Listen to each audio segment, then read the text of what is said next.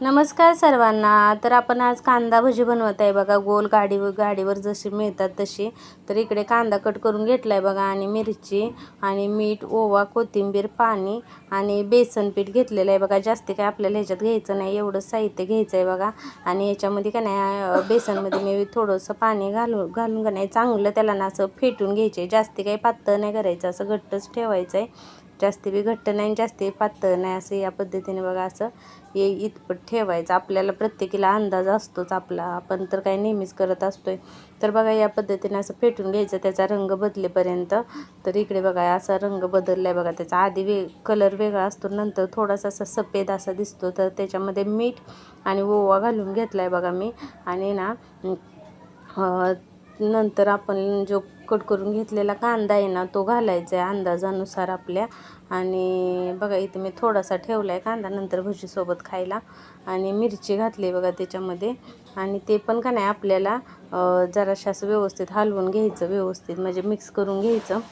बघा या पद्धतीनं ताईंनो गोल भजी होत्यात. असं का नाही असं करून बघा तुम्ही एकदा, खूप छान लागतात भजी.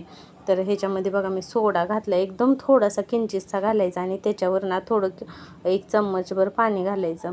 आणि इकडे तेल गरम करायला ठेवलं आहे मी भजी तळायला. तेच तेल घेतलेलं आहे बघा, काढलेलं 1-2-3 चमचे तेल टाकायचं आपल्याला ह्याच्यात वरून. आणि हे बघा मी इथं 2 चमचे टाकले बघा तेल. आणि त्याला पण व्यवस्थित मिक्स करून घ्यायचं आपण. आणि वरून कोथिंबीर टाकली बघा तेल घातल्याच्या नंतर. आणि मग आपण भजी का नाही सोडायला चालू केले बघा. इथं असे ना गोल गोल भजी सोडायची असे. हां, या पद्धतीने बघा ताईंनो भजी आपल्याला व्यवस्थित असे तळून घ्यायचे आहेत. आणि काय आहे माहिती आहे का, तुम्हाला जर गोल भजी बनवायची असतील ना तर सोडा वरून टाकायचा.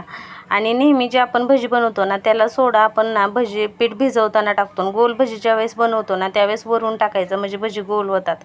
तर हे बघा ह्या पद्धतीने मी दुसरी बॅच पण तळून घेतलेले आहे. ताईंनो कशी वाटली तुम्हाला रेसिपी नक्की कमेंटमध्ये सांगा. आणि आपल्या चॅनेलला सबस्क्राईब करा.